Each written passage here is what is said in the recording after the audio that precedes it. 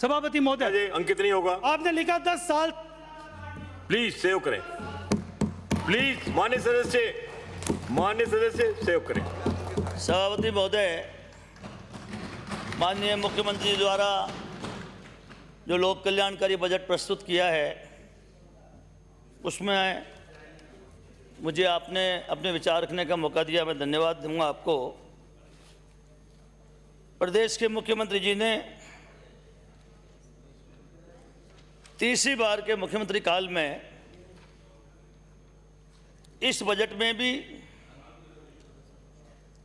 जैसे कृषकों, पशुपालकों, व्यापारियों, विद्यार्थियों, युवाओं, महिला प्रोफेशनल्स, शिक्षाविद, चिकित्सा विशेषज्ञ, मजदूर संगठन, जनप्रतिनिधियों, सिविल सोसाइटी, समस्त प्रदेश की भावनाओं को ध्यान में रखते हुए ये मूर्त रूप देने का प्रयास किया है। सभापति महोदय, प्रदेश में सीमित वित्तीय संसाधन, 2 वर्ष का कोरोना काल, 3 वर्षों में जो पूर्व में मुख्यमंत्री ने बजट प्रस्तुत किया, आज उसको इन तीनों वर्षों में जिस तरह से धरातल पर उतारने का काम हुआ,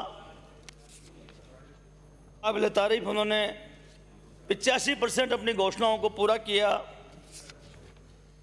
यूपीए सरकार नरेगा योजना लाई, गरीब आदमी, ये नरेगा योजना सभापति महोदय गरीब के लिए वरदान बनी। और जो कोरोना में जिस तरह से ये गरीब को सहारा दिया इस नरेगा योजना ने, माननीय मुख्यमंत्री जी ने ध्यान रखा। 100 दिन का इन्होंने 125 दिन किए। शहरी क्षेत्र में भी गरीब लोग रहते हैं, ठेले रेहड़ी वाले, फल सब्जी बेचने वाले, ढाबा रेस्टोरेंट में काम करने वाले। मुख्यमंत्री जी ने, मैं धन्यवाद दूंगा मुख्यमंत्री जी को, इंदिरा गांधी शहरी रोजगार गारंटी योजना, राजस्थान के इतिहास में यूपीए सरकार जब नरेगा योजना लाए, शहर के लोगों की मांग रहा करती थी, शहर के लोगों को रोजगार की आवश्यकता रहती है, गरीबों को। मुख्यमंत्री ने उनका भी ध्यान रखा और शहरों में रोजगार के लिए इंदिरा गांधी शहरी रोजगार योजना, 100 दिन का रोजगार उपलब्ध कराने की जो घोषणा करी है, मैं उनको साधुवाद देना चाहता हूँ। सभापति महोदय, राज्य सरकार के खर्चे पर 100 दिन के स्थान पर 125 दिन का नरेगा योजना गांवों में देना, ये बताता है, राजस्थान के गरीब लोग कहा करते हैं कि प्रदेश के मुख्यमंत्री राजस्थान के गरीबों के मसीहा हैं। ये साबित होता है मुख्यमंत्री जी का उस गरीब के प्रति जो सोच है, ये इससे जाहिर होता है। सभापति महोदय, कोरोना में स्कूलें, महाविद्यालय बंद रही, उन्होंने 3 माह का ब्रज कोर्स शुरू करने का भी घोषणा करी है। निश्चित रूप से जो कोरोना में बच्चों को शिक्षा में जो दिक्कत आई है, कमी आई है, इस ब्रज कोर्स से निश्चित रूप से पूरी होगी। मुख्यमंत्री जी ने जो घरेलू उपभोक्ता है बिजली के लिए, जो गरीबों को, बहुत से गरीब लोग हैं जिनके पास एक बल्ब रहता है,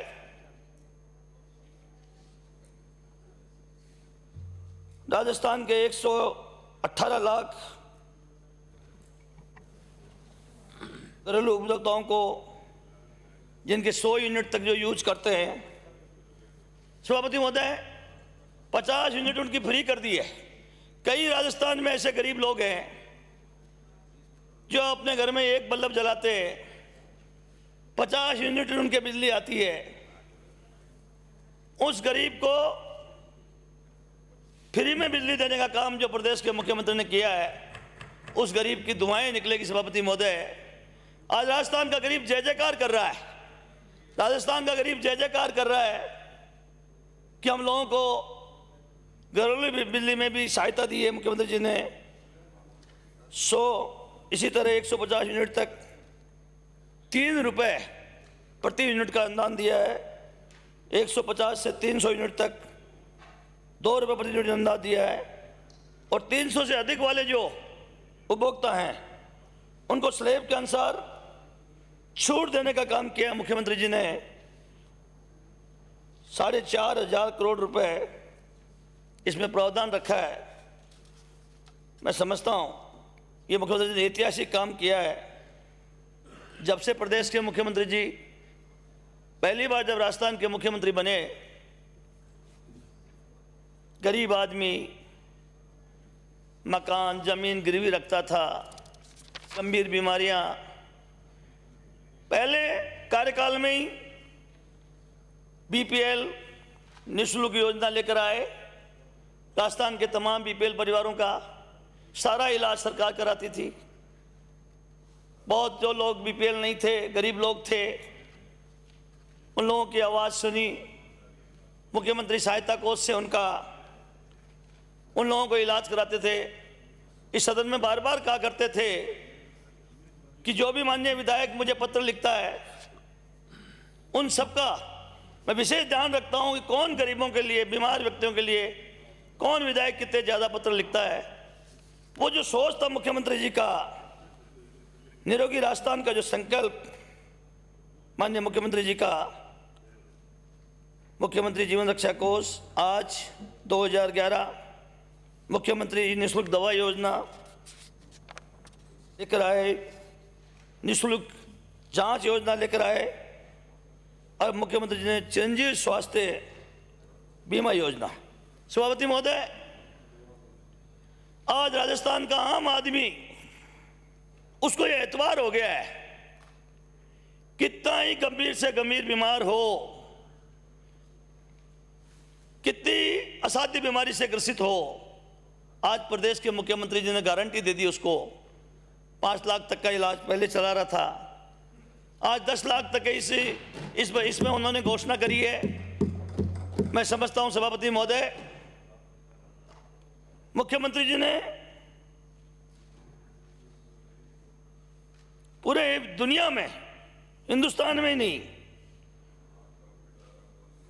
यूनिवर्सल हेल्थ के मामले में अग्रणी राज्य कर दिया राजस्थान को। आज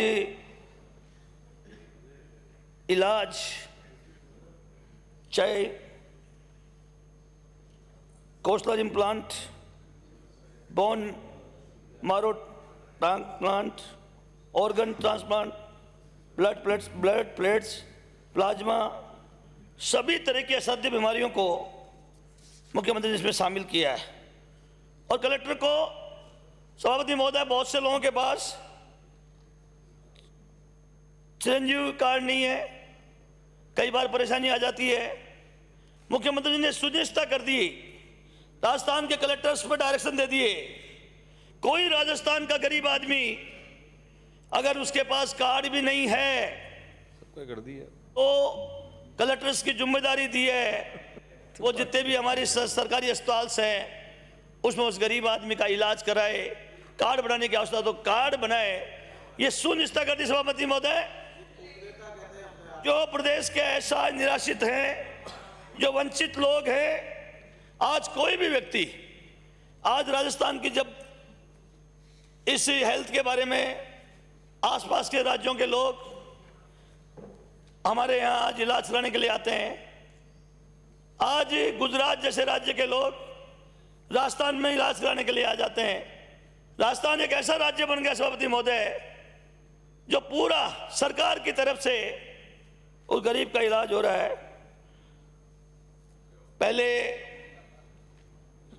इंडोर आउटडोर की बात चलती थी, मुख्यमंत्री जी ने ये भी इस बार फैसला करके, चाहे आउटडोर पेशेंट हो, ओपीडी इंडोर हो,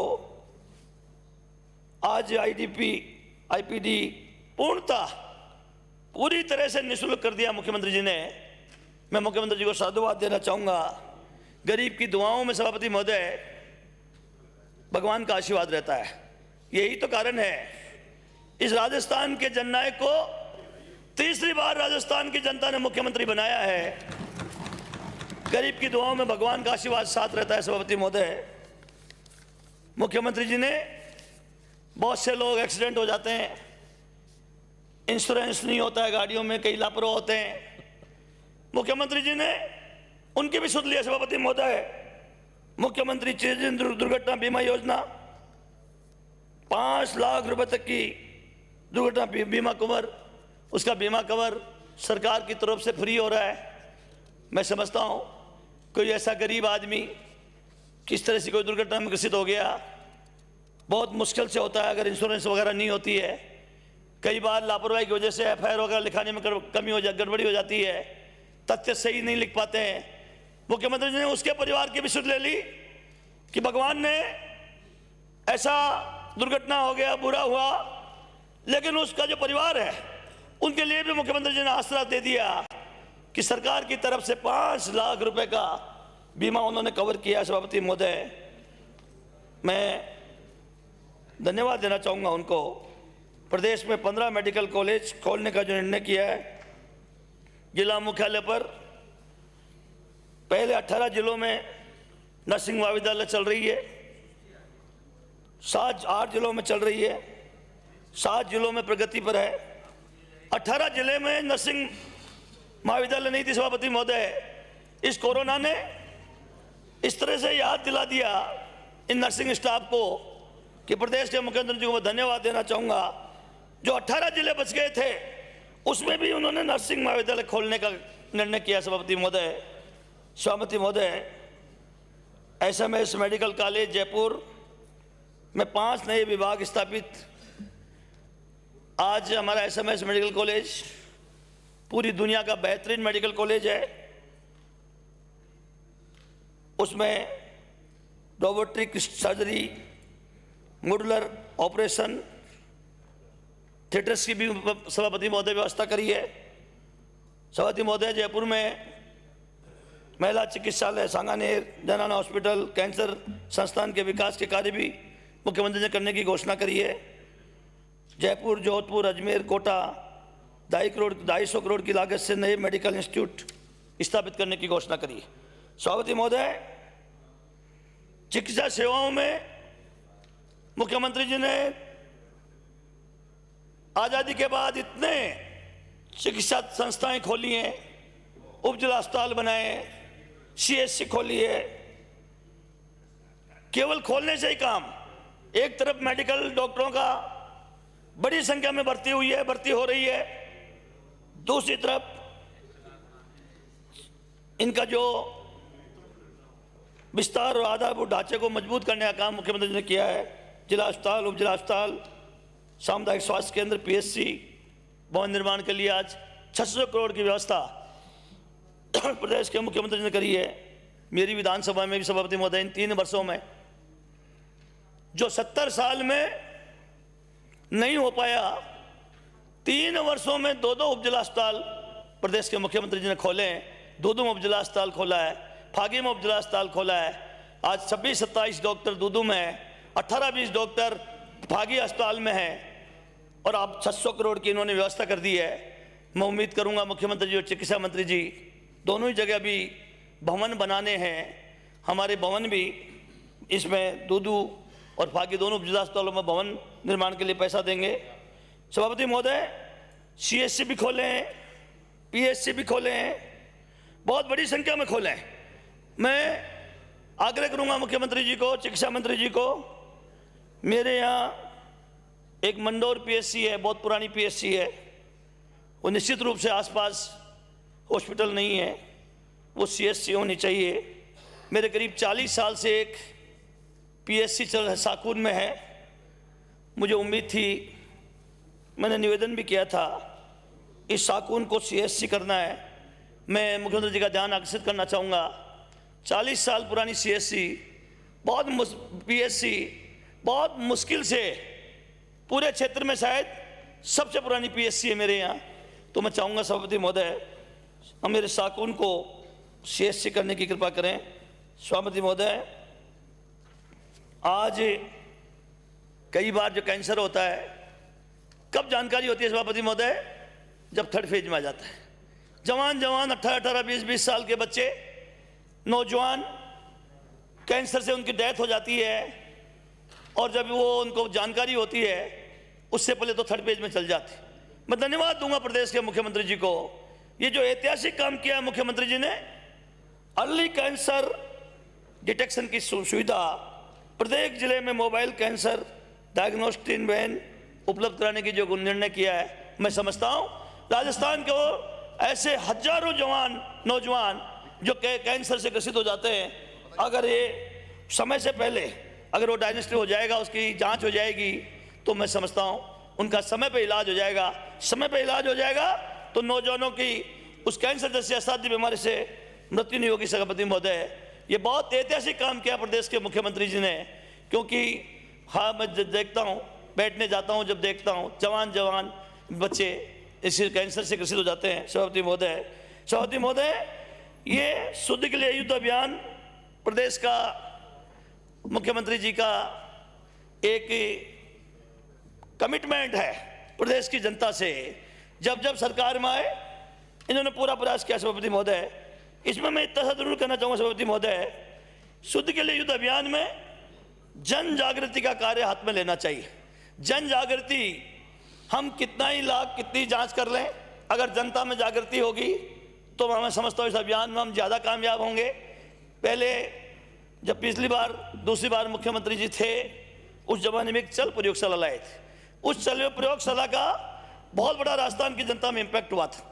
हालांकि कानूनी दृष्टि से उस चल प्रयोगशाला का ज़्यादा अस्तित्व नहीं था सभापति महोदय, लेकिन आम कहीं भी वो जाती थी 2 मिनट में बता देती थी इसमें ये गुणवत्ता है कि नहीं है, कोई मिलावट तो नहीं है। इसलिए आम आदमी में जागृति होती थी। उस जमाने में बहुत से हमारे जो दुकानदार थे, जो हमारे सामान देते थे, परचूनी का सामान देते थे, खाने का सामान देते थे, उन तक में इतना भय हो जाता था कि वो मार्का वाला सामान लाते थे, पता नहीं कब चल प्रयोगशाला आ जाए और कब ये, तो एक वातावरण बनता है। मैं चाहूँगा मुख्यमंत्री जी का कमिटमेंट है, इसमें जागरूकता पैदा करने के लिए कोई न कोई अभियान चलाकर इस शुद्ध के लिए जो अभियान को कारगर बनाना चाहिए। अभी भी ये सफलता से चल रहा है, लेकिन और कारगर बनाया जा सकता है। सभापति महोदय, राज्य की समस्त सेकेंडरी विद्यालय, हमारे प्रतिपक्ष के लोग बैठे हैं, राजस्थान में ऐसा पहली बार ऐसा हो रहा है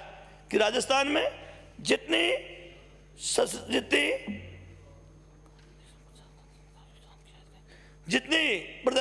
भी सेकेंडरी स्कूल हैं, आज आपको साधुवाद देना चाहिए इस जननायक को जो आपके सदन में घोषणा कर रहे हैं 3820 से जो हमारी सेकेंडरी स्कूल हैं। एक घोषणा में पूरे राजस्थान की, आप तो जानते हो, कई बार मुझे भी विधानसभा में आने का मौका मिला है, एक साल में 1 स्कूल 2 स्कूल सेकेंडरी मिलती थी। आज प्रदेश के मुख्यमंत्री ने घोषणा कर दी 3820 इस जो हमारी सेकेंडरी स्कूल है, एक साथ हाई सेकेंडरी स्कूल बनेगी। सभापति महोदय, एक ऐतिहासिक निर्णय किया सभापति महोदय कि आज हमारे सभापति महोदय इसी तरह 500 से अधिक आबादी वाले गाँवों में 1200 महात्मा गांधी अंग्रेजी विद्यालय खोलने की घोषणा करी है। सभापति महोदय, ये इतना कामयाब प्रयोग हुआ है, ये कामयाब प्रयोग हुआ है। आज गरीब सपना देखने लग गया है कि मेरा बच्चा भी सरकारी स्कूल में अंग्रेजी स्कूल में पढ़ सकता है, बिना खर्चे बिना पैसे भी अंग्रेजी स्कूल में पढ़ सकता है। ये बहुत कारगर कदम उठ गया। मुख्यमंत्री जी ने 1200 स्कूल खोलने की बात करी। सभापति महोदय, मैं बहुत बहुत उनका धन्यवाद देता हूँ मुख्य सभापति महोदय। इसी तरह सभापति महोदय, उन्होंने हमारी जो बालिकाएं हैं उनको घर के समीप शिक्षा सुविधा उपलब्ध हो जाए। माध्यमिक स्तर के 300 निवासी स्कूल, उच्च माध्यमिक स्तर के 1846, प्राथमिक स्तर के 115 विद्यालय। मुख्यमंत्री जी ने शिक्षा का जो एक तरह से जो शिक्षा का संकल्प लेकर इस राजस्थान के तमाम बच्चों को, तमाम हमारे शिक्षा, क्योंकि शिक्षा बिना जीवन अधूरा रहता है सभापति महोदय, और शिक्षा बिना कोई व्यक्ति उन्नति नहीं कर सकता है। मुख्यमंत्री जी ने ऐतिहासिक निर्णय लिया। सभापति महोदय, मैं धन्यवाद दूंगा सभापति महोदय। सभापति महोदय, 3 वर्षों में 123 सरकारी महाविद्यालय खोलना, इस बार भी उन्होंने 19 बालिका महाविद्यालय खोलने की घोषणा करी है। सभापति महोदय, मैं मुख्यमंत्री जी का ध्यान आकर्षित करना चाहूँगा, मेरी विधानसभा में 60 पंचायतें हैं, 60 ग्राम पंचायतें हैं। हमारे पास में फुलेरा विधानसभा है, हमारे पास में उधर फागीपुरा मेरा उपखंड में है, वहाँ एक भी कन्या महाविद्यालय नहीं है। सभापति महोदय, मैं मुख्यमंत्री जी का ध्यान आकर्षित करना चाहूँगा, मेरे दूदू में एक कन्या महाविद्यालय खोले, जो हमारी जो बच्चियां, हमारे यहाँ अनुसूचित जाति जनजाति के लोग ज़्यादा हैं, गरीब लोग हैं, आज भी वहाँ के इतने शिक्षित नहीं है, कोई एजुकेशन वाले बच्चे हमारी महाविद्यालयों में बच्चियों को नहीं पढ़ने भेजते हैं। अगर हमारे यहाँ कन्या महाविद्यालय खुल जाएगी सभापति महोदय, तो हमारे क्षेत्र की जो लड़कियाँ हैं, बालिकाएँ हैं, वो कम से कम कॉलेज स्तर की शिक्षाएं ग्रहण करने में उनको आसान रहेगी सभापति महोदय। सभापति महोदय, मैं मुख्यमंत्री से आग्रह करूंगा कि वो इसका भी ध्यान दें सभापति महोदय। अल्प आय वर्ग के बच्चों के लिए विभिन्न कोचिंग कैरियर काउंसलिंग के लिए ठहरने के लिए दिल्ली में, मैं धन्यवाद देना चाहूँगा सभापति महोदय। दिल्ली में हमारे बच्चे कोचिंग करने जाते हैं और वहाँ इतनी परेशानी रहती है रहने की, बहुत महंगा मामला है। साधुवाद दूंगा मुख्यमंत्री ने जो हमारे बच्चों का भविष्य सोचा है। आज पूरी हिंदुस्तान में जिस तरह से हमारे बच्चे आगे बढ़ रहे हैं, मैं दावे से कह सकता हूं, गरीब का बच्चा, उसको आगे बढ़ने का जो मुख्यमंत्री ने मौका दिया है, 500 बच्चों के लिए उन्होंने हमारे Nehru youth transit hostel facility centre जो खोलने की बात करी है उदयपुर हाउस में, बहुत काबिल तारीफ है सभापति महोदय।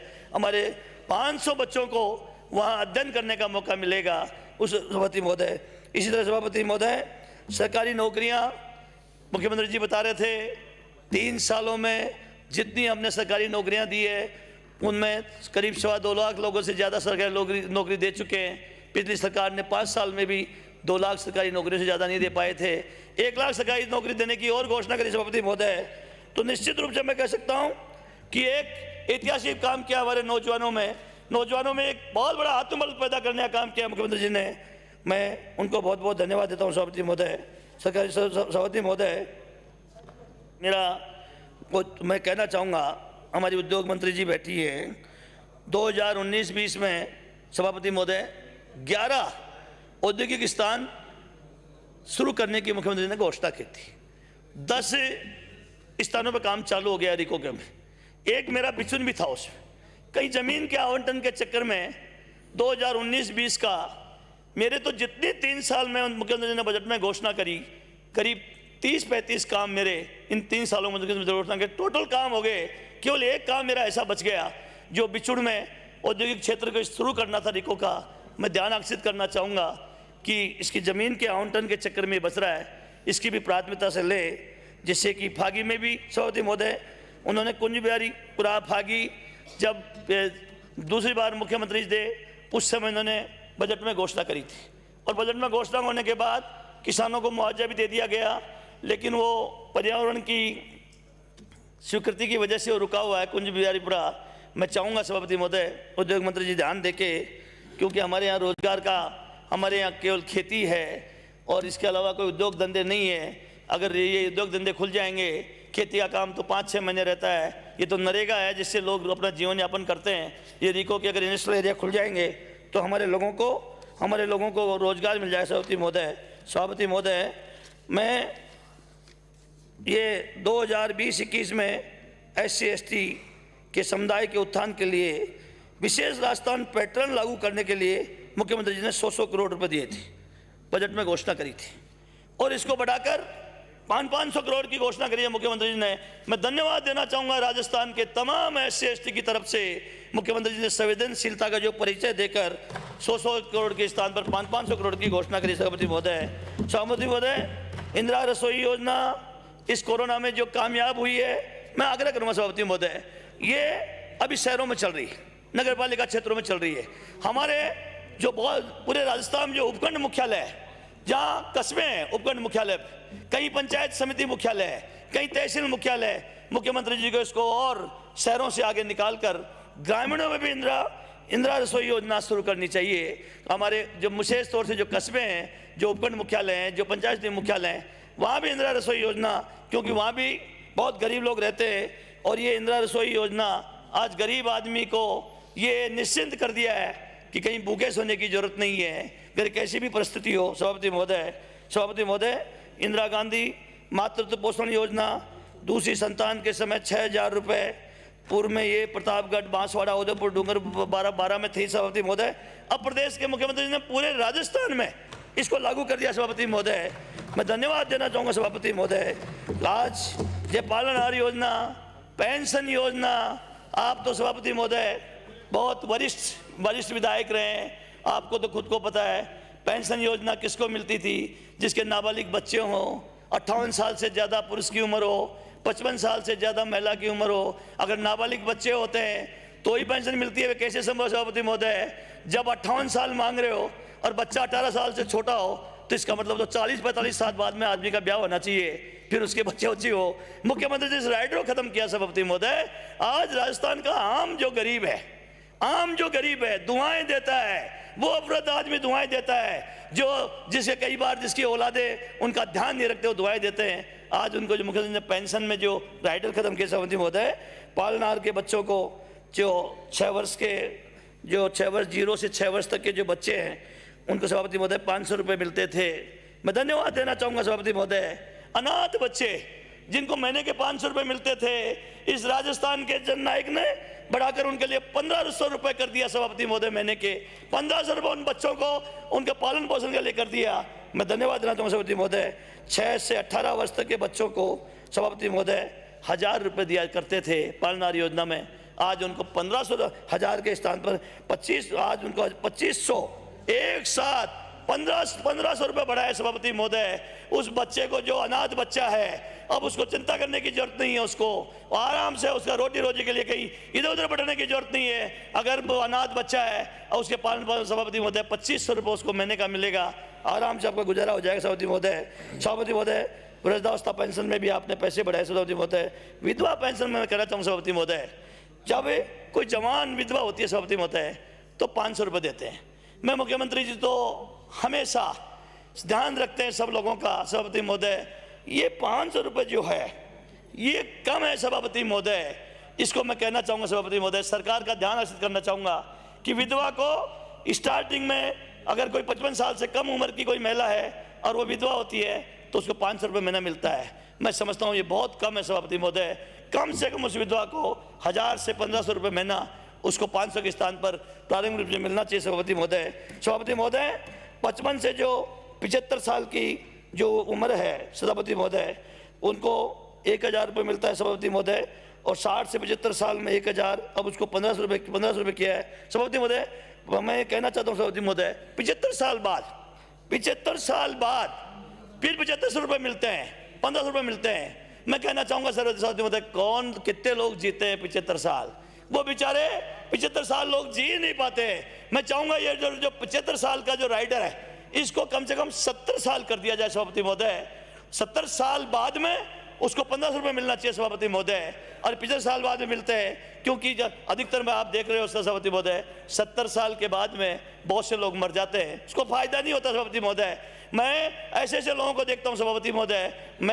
मेरे क्षेत्र में एक व्यक्ति गरीब आदमी था बेचारा, एक पेड़ के नीचे खाट पे पड़ा, उसके 100-125 बीघा उसके ज़मीन थी, और एक दिन मैं उसके गांव में चले गया, मुझे दूर से आवाज़ देके बुलाया, वो उठता नहीं था सभापति महोदय।